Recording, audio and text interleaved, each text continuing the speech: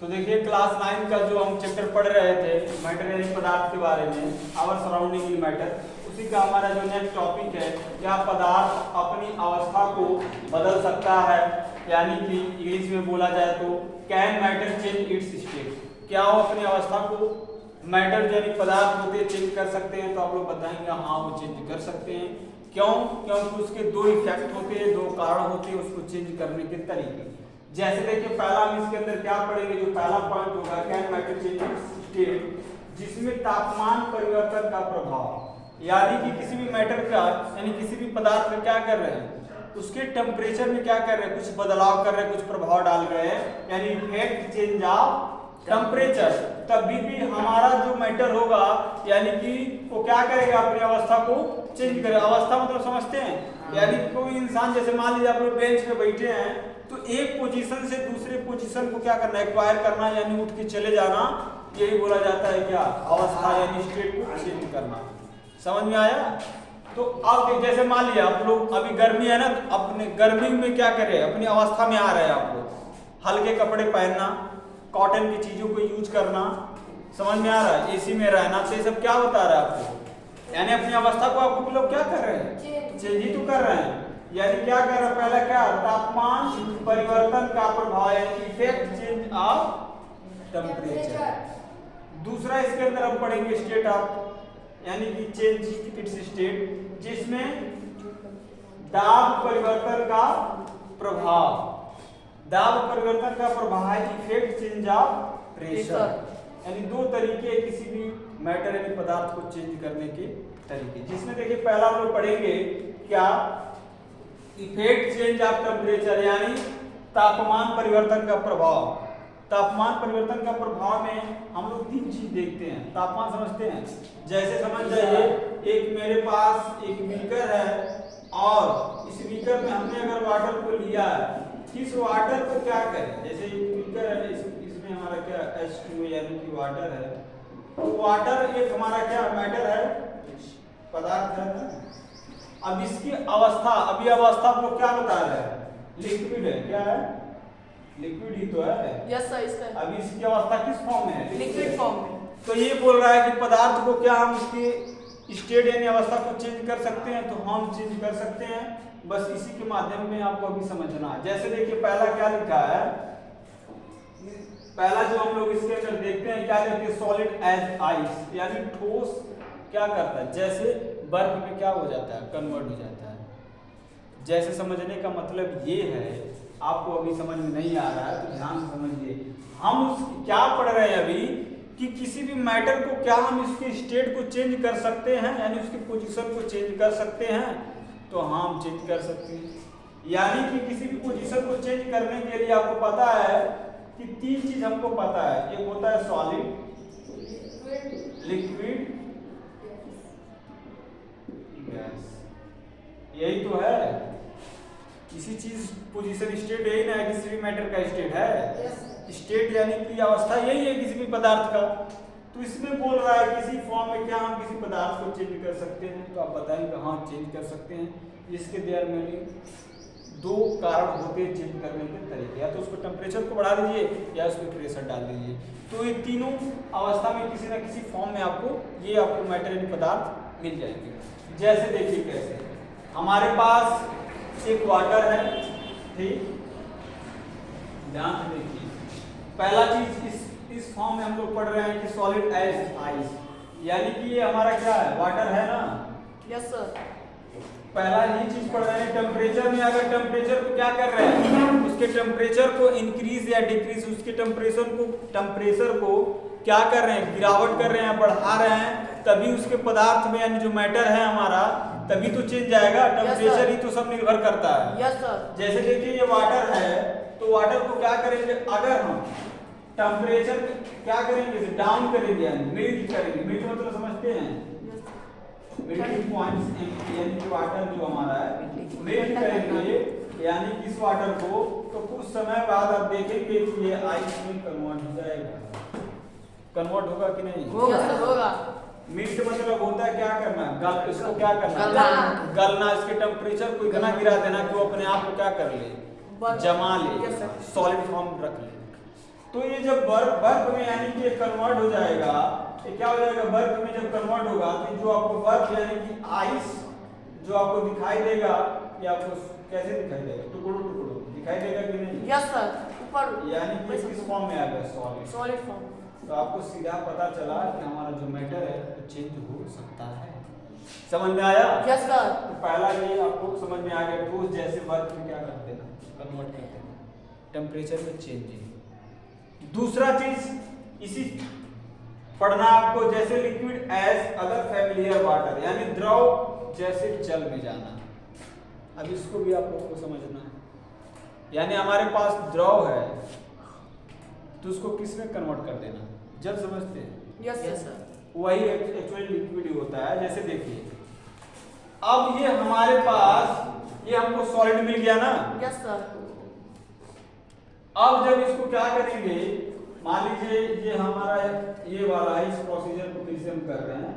ये हमारा आइस का टुकड़ा है, ठीक, ये आइस पार्टिकल्स है।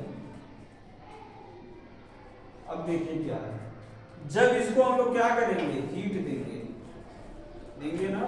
Yes yes. तो आपको क्या दिखाई देगा, लिक्विड फॉर्म में। लिक्विड फॉर्म में दिखाई देगा कि नहीं? Yes sir. अब लिक्विड फॉर्म में दिखाई देगा तो लिक्विड हमारा कैसा होगा, वाटर फॉर्म। Water form. आपको पता चला यस कि हम टेम्परेचर या इंक्रीज या डिक्रीज कर रहे हैं। तो देखिए, जैसे मान लीजिए अभी आपको हमें ये समझाया कि सॉलिड था तो बर्फ यानी बन गया था, ये वाला था। दूसरा क्या कर रहा है कि liquid as the other familiar water, यानी द्रव जैसे जल में कन्वर्ट हो जाता है। यानी द्रव यानी लिक्विड को ही हम क्या बोलते हैं, द्रव बोलते हैं। जल भी कर सकते हैं, वाटर भी कर सकते हैं। अब इसको देखिए, इसकी स्टेट को कैसे हम चेंज करेंगे। तो हमारे पास मान लीजिए ये बर्फ का क्या है, टुकड़ा है ना ये। अब इसी बर्फ वाले टुकड़े को ही आप इसी से आपको पता चल जाएगा। सीधा सा पर्पस है जो हम पढ़ रहे हैं वो हमारा क्या, टेम्परेचर पे ही पढ़ रहे हैं, increasing and decreasing into the temperature. यानी टेम्परेचर का जब इंक्रीज या डिक्रीज करेंगे तभी हम किसी मैटर यानी पदार्थ का क्या करेंगे, स्टेट को चेंज कर पाएंगे। अगर वाटर हम दे दें आपको, अब बोल दें इसकी स्टेट को चेंज करके दिखाइए, कैसे चेंज करोगे? Without heat, without cooling, without temperature तो चेंज तो नहीं ना आएगा, वैसे वैसे वाटर पड़ा रहेगा।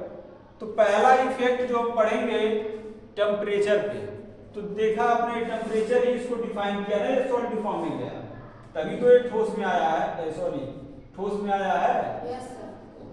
अब देखिए द्रव में हमको लेकर जाना है, तो ये जो हमारा बीकर है और जो है हमारा क्या बर्फ है यानी कि आइस है, ये किस फॉर्म में है, सॉलिड है ना।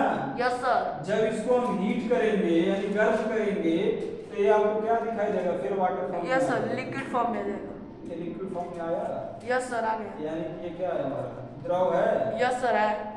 तो ये पहला भी तो आपको क्या कर रहा है, पता चला। Yes sir. टेम्परेचर पे। Yes sir. अब तीसरा आपको देखना है gas as a water vapour. अब देखिए, अब तीसरा जो आपको देखना है कि जो आपको ये लिक्विड मिला है इसकी स्टेट को चेंज करके हम गैस में भी ले जा सकते हैं। अब इस लिक्विड को हम क्या करेंगे, अब देखिए क्या करना है।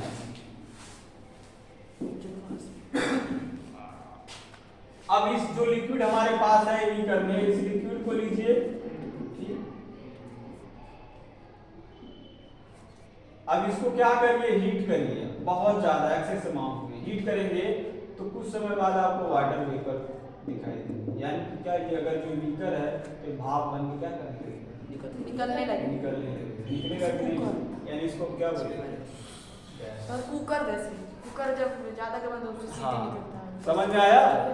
तो अब हम यहाँ पे जो हम क्या किए हैं, इस वाटर को क्या किए, मेल्ट किए। ध्यान देना जो मैं बोल रहा हूँ। अभी आप लोग पढ़ेंगे तीनों फेजेस को एक साथ, तो इसलिए यहाँ पे समझाया गया है।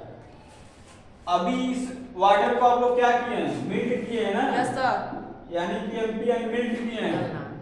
और यहाँ पे क्या किए हैं, हीट किए हैं। हीट किया यानी बॉइलिंग किए हैं, बॉइलिंग पॉइंट है ये बॉइलिंग। और यहाँ पर भी आप क्या किए हैं, बॉइलिंग तो किए हैं। Yes sir. तो दोनों आपने देखा, चाहे हमारे पास सॉलिड हो चाहे क्या हो यानी किसी सॉलिड को लिक्विड में चेंज कर सकते हैं, यानी लिक्विड को गैस में चेंज कर सकते हैं। समझ में आया?